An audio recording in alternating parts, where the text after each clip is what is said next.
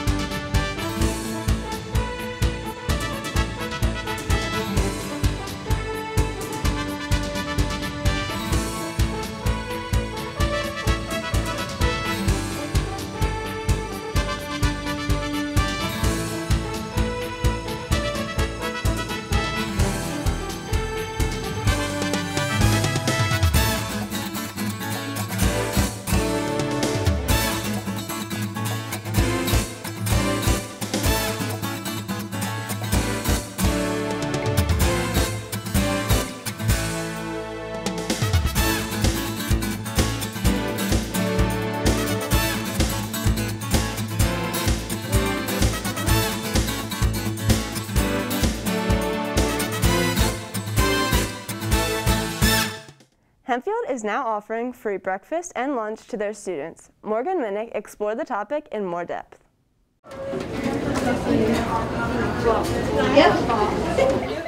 Hempfield School District has extended the Seamless Summer option through December 31st, so that now all students can have free meals. The Seamless Summer program started in the spring after COVID-19 shut down school. The program was meant to support students who were feeling the effects of COVID. The USDA has decided to extend the program into this semester. We were approved for the Seamless Summer extension, and so the Seamless Summer offering was what we did back in the spring when we had the pandemic shutdown.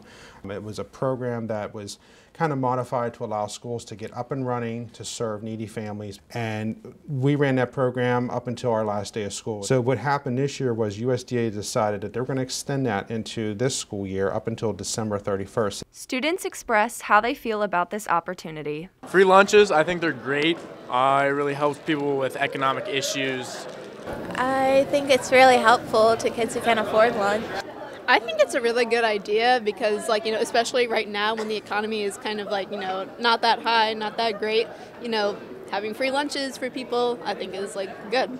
Free meals are not inclusive to the students who come to school. Virtual students can also take advantage of this program. If you're a virtual student, parents can order online. We have the designated pickup times. Monday meals are for Monday, Tuesday, Wednesday. We have the designated times on our website that you can pick up. And then Thursday is for Thursday and Friday meals. Again, no charge. You drive through the curbside pickup and we provide you the meal. The USDA has not decided whether they are extending the program past December 31st, but for now, the Seamless Summer Extension is a way for all students to get a free breakfast and lunch. From Hempfield Happenings, I'm Morgan Minnick. Although some people don't know about it, fostering dogs is quite popular. Ava Bear reached out to a dog foster mom about the new rising demand. It's I had to ask my husband, can we have a third, can we have a third? And then we're not having a fourth dog, we're not having... When looking for a new dog, most people go to a shelter or pet store to adopt one. But did you know fostering dogs until they find new homes is actually quite popular? I spoke with a volunteer of a puppy mill rescue and their most reoccurring customer. I volunteer with a Tail to Tail, which is a puppy mill rescue. So most of our dogs come off the farms, local farms of dogs that were unwanted anymore or they couldn't sell. Some of them come back to us after they've been adopted, but we do a pretty good job at selecting our families and matching the dog to the right family. During the recent pandemic, Christine began to notice a change in numbers for people wanting to adopt, but strangely, a different number of dogs. We've had a lot of applications during quarantine, but we've seen actually, I think, fewer dogs coming in. But we would get 200 applications for one dog. So I think people were really reaching out wanting to adopt during quarantine. I've taken a lot of dogs. I mean, I have taken a lot of dogs. In the last 6 years, I fostered over 100 dogs. So I often get medical need dogs. So I know they look crazy, but they're kind of mellow and they're very accepting of other dogs. So Lisa has her own opinion on fostering during quarantine and frankly has some worries. all I hear is that people are looking for dogs and can't find them because shelters are emptying out, which is a good thing. Although I'm a little concerned that if things do ease up, that people will be going back to work and the dogs will have anxiety. And if you don't know if you're ready to adopt a dog, fostering is definitely the way to go. And from Hempfield Happenings, I'm Ava Bear. If someone were to come up to you and ask you a question about the U.S. government and today's pop culture, which one would you know more about? The students and teachers at Hempfield High School had to face these questions on the spot. Hello, my name is Grace Monis. Today I am in the hallways of Hempfield High School asking students and teachers questions about the U.S. government and pop culture. Let's see which one they know more about.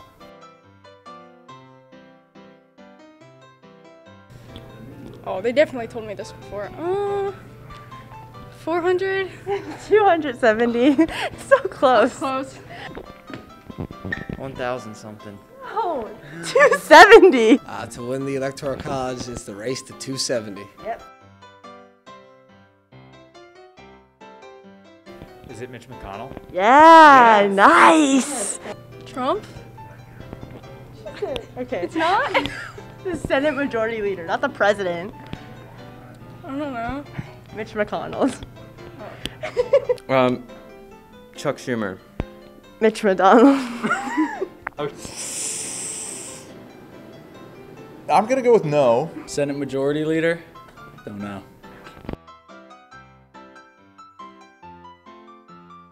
Kamala Harris. Yes. Oh my God! Don't test me like that. Wait. No. Wait. I actually don't know. I don't think you would know. Don't care. Okay. Kamala Harris. Yeah.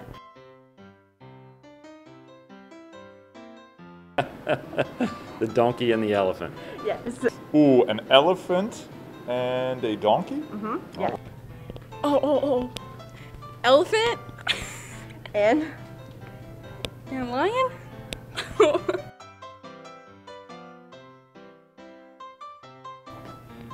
Pelosi.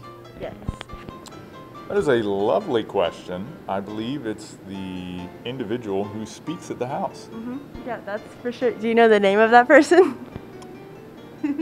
Sorry, government teachers. I do not. Okay. It's Nancy Pelosi. Yeah, okay. Nancy Pelosi. Nice.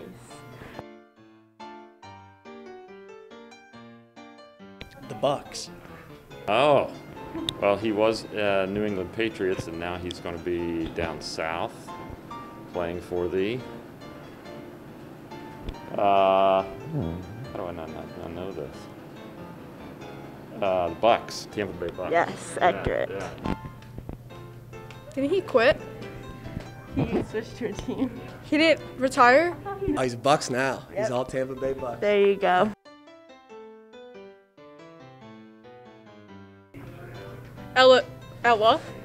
Emma Chamberlain? Yep. Yeah?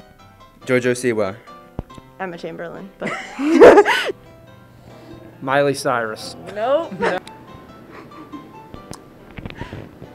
Mrs. Charles? Charlie. Nope. Like Saint, Chicago. Wait, there's just like 3. It's like Northwest or something. And there's another one. There's 5. There's 5?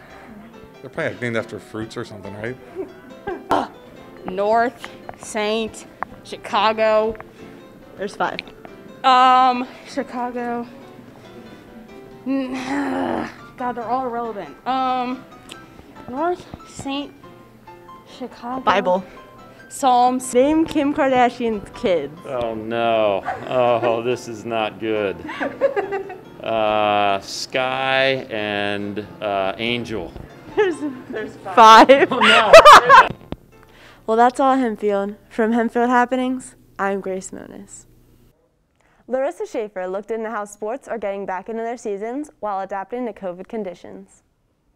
Friday night's going to be a lot more stressful. COVID-19 has largely impacted on how we live our everyday lives. With going back to school, work, and other activities, how exactly are we going to be going back into our sports seasons? I talked to Hempfield's athletic director to discover what rules and regulations sports and activities have to follow. Every school district in the state was required by the governor to create a health and safety plan. There's several components to it. Like the one component is social distancing. Like we need to make sure that our athletic staff and really the extracurricular staff and our student athletes are practicing good social distancing techniques. So we need to make sure that they're wearing face coverings when appropriate, that they're spread out when it's appropriate. We need to make sure that they're sanitizing things correctly. That's another part of it. So under that, we have to hold our coaches and student athletes to that health and safety plan. Definitely. Before, it was kind of everybody would congregate around our big water jug there and kind of grab a handle and spray themselves. Now everybody has to have their own individual water bottle. If they do need water filled up, a coach or a manager has to do it, and the coach or manager has to have a glove on the dispensing tool to be able to spray the water into the water bottle. So even getting water is a different process, but we'll do whatever we need to do to be able to play. There are a limited amount of spectators allowed to attend events. For inside events, it's 25. So right now for girls volleyball, which was our only inside sport in the fall, we're allowed 25 people in our gym in order to have a volleyball match. It's a lot different because we can't have spectators at our games yet. So hopefully that changes, but if it doesn't, it's going to be a lot harder to keep the energy up on the court. Hempfield is working around the limited spectators by holding live streams on an athletic YouTube account. We want them to watch our student athletes, so we're going to do all that we can to make that happen. I know some of my friends are going to watch the game through YouTube, but it's a lot better to be there and be cheering for them. With a limited amount of people allowed to be gathered indoors, volleyball is making sure they're staying on top of being safe. Some extra precautions that I put in is we have to wear a mask while we're practicing. Not everybody does that with the outdoor sports, but since we're inside, I felt it was a little bit more safe for us to wear masks all the time. So that's a little bit of a challenge for the girls. They're still adjusting to doing that.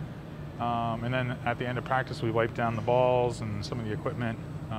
So that's pretty much the precautions that we're taking right now. We get mask breaks, which we go outside, which we haven't done in the past. And we can't really have any team bonding activities outside of school just because of social distancing.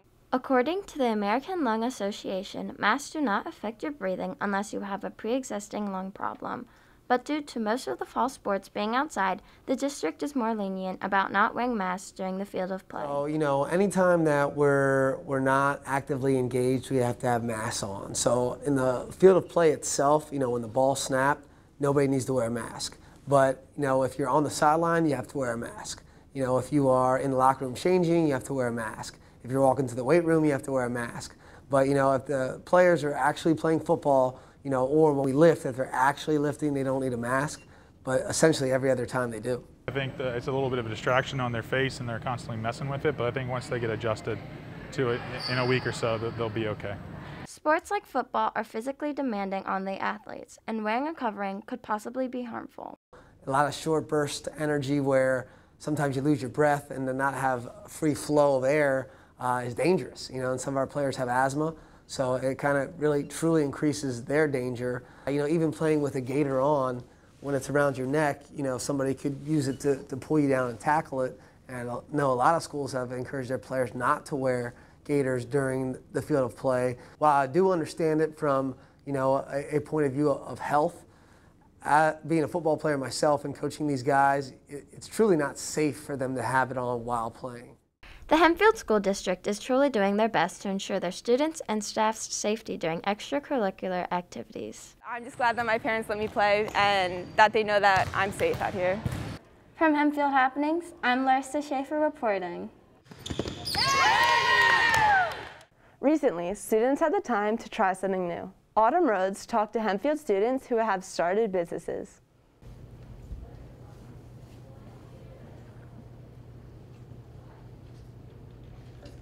Hempfield is full of a lot of amazing students, and recently, 2 of them took the steps to start their own business. Junior Faith Landis recently started a second-hand clothing store, and senior Lily Kelly recently started a soap shop. I started probably around after quarantine started.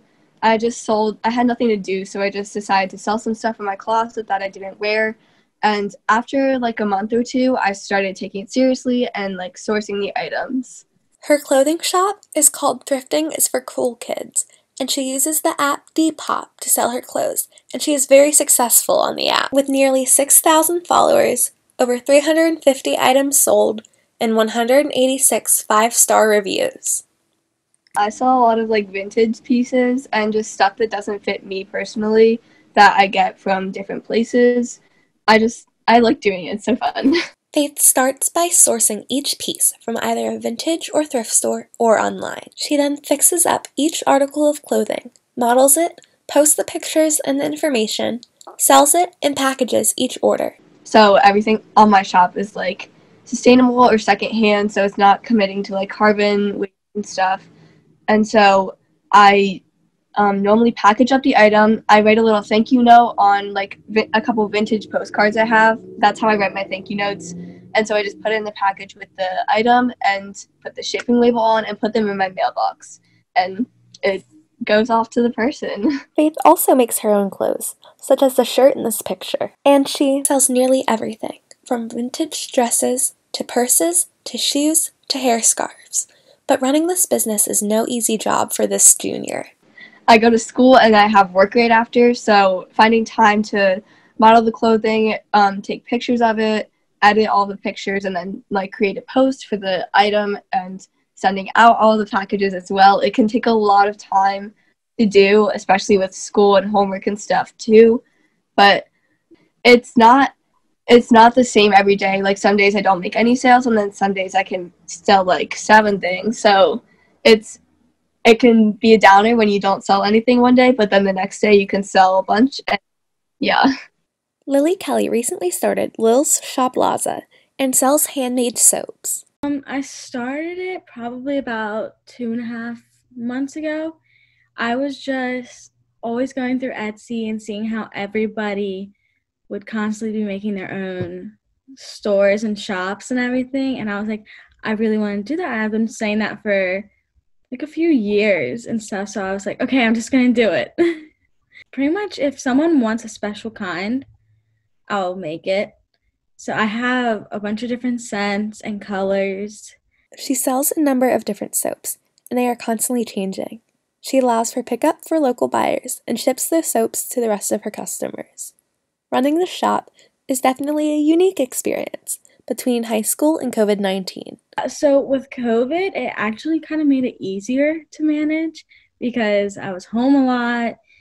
And then with school, it is a little bit harder, but I just stay up later at night to make more because it's not like a huge process, but it can be. And since I do athletic training, I'm there later. Both Lil's Shop Plaza and Thrifting is for Cool Kids are off to very strong starts, despite some obstacles. For Hempfield Happenings, this is Autumn Rhodes. This year at Hempfield, students were given the option of coming to school virtually. Gunnar Main explored how these students interact with the physical classroom. Die Klasse. Für alle machen zusammen. Due to COVID-19, the school system all across America has been changed in some sort of way. But here at Hempfield, some students chose to attend school virtually rather than come in person. The school has made it fairly easy to join an online class. With the COVID virus, some students have elected to attend school virtually, which means that they are at home. They have a Hempfield-issued device, an iPad, from which they can connect. The teachers are using Google Meet to connect them into the live classrooms, and that's how they're participating in the educational process. But having virtual students can bring up many more challenges. This is a really big challenge to keep virtual students engaged in the classroom. I'm very lucky that in my German 4 courses that I only have 1 virtual student per course, so that it's easy to pair that student with another one. So I can just hand my iPad to a student in class and they can engage with that student. Obviously, you try to check in with them when you can in terms of asking them questions. That's difficult. So for me, usually what I do is I'll have them hand in an assignment, so therefore I can verify, what they did. So whether that's a discussion or submitting something through Schoology or Google Form, that's a way to try to keep them participating on a daily basis. Online school is having a much greater effect on the whole school than previously thought. I think that this online learning scenario is going to have an impact on everybody, even the in-person learners. The wait time and the challenge of navigating one particular activity that would maybe take 10 minutes if we were all together, but because there's two different types of students and the execution of that activity is different, it might take 25 minutes or 30 minutes. So there is going to be loss of instructional time. My goal is to make that instructional time be as meaningful as possible if it's going to be shortened. Like in this time frame, I think it fits well. And I think the students that I have virtually, they participate often. So I know that they're engaged, and I think, it gives people opportunities to succeed based off what they want to do. So yeah, for the times, I would definitely say that it's a positive. And for some students, online school helps them learn better. I actually think I do learn a little bit better virtually because, for one thing, I can wake up at like 7, so I have to, because I have to do like less to get ready, so I can, sleep longer, which always helps. Yeah, it's a lot more like comfortable and, like less pressure and stuff, I guess. Hempfield has taken on the challenge of providing online school, and it seems like teachers and students alike are making it work. And for Hempfield Happenings, I'm going to remain. Meredith Hunter gave the students and staff the opportunity to share their experiences on being back to school.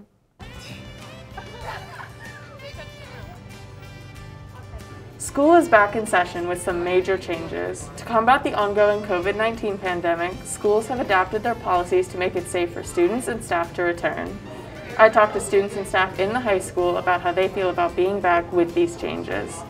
Face-to-face changes are we take mask breaks during class almost every day, unless it's a test day, where students get to go outside, we maintain a 6-foot distance, and then we get to take our masks off and relax a little bit. Getting used to having masks on, getting used to maintaining social distancing rules, that's been an adjustment, but I've been very pleased with how students are doing maintaining these rules. I was really nervous about how the systems were going to work, if students were going to abide by the tape on the floor, if students were going to wear masks, if they were going to take 6 feet seriously, and how they would engage. As far as the virtual students go, how is that going to work? So there are just so many things in the air. But now that we've been in here for, this is our 4th week, it feels a little more comfortable.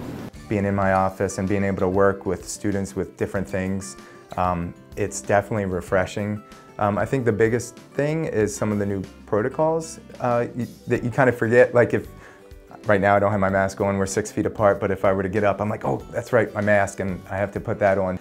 Working from home had some perks, but I enjoy being and seeing kids doing awesome things in the classroom, seeing teachers doing awesome things and adapting, and the kids have been great about all the new kind of expectations. I have been very impressed with our students and staff as far as adhering to all the different new protocols and guidelines and wearing their masks. For me, it's just organizational, trying to figure out where my students are and making sure that their needs are being met depending on what learning platform they're using. Students also gave their opinion on being back. It's kind of nice to be able to see everyone, but I'm not really here all day, so the little bits of interaction I get have been very nice. It's really nice being back. The quarantine lasted way too long and I missed all my friends, so it's nice being back to see everybody again. It's a little bit weird, but we're all getting back into it. Honestly, I'm happy to be back because that was just not doing anything for 4 months was just not a fun time. I think it's interesting to see all the different way that different teachers are handling in-class interactions because a lot of the different teachers are doing it differently. Overall, it seems that students and teachers are optimistic about this school year. I'm elated to be back. I hope that we can run this thing all the way to the end of June, but either way we're going to enjoy it. It's really important as a teacher and even as a student to realize that in these circumstances that we don't know how long that they're going to last, just like in anything in life, you don't know how long anything's going to last. So I think we really need to appreciate that we're here and that we have the opportunity to do this. Whether we're able to sustain this for a long period of time or maybe it's ripped out from us, but just to appreciate the time that we have together now. One day at a time, I keep telling myself and telling kids, because you never know what the next day might bring, but I'm thankful that we are in the building, and I'm thankful that we're able to work with the kids, and the kids that are in the building we get to see, but I'm also thankful for the kids that are doing virtual or Haven who are logging in and taking control of their education the best they can at their comfort level. For Hempfield Happenings, I'm Meredith Hunter.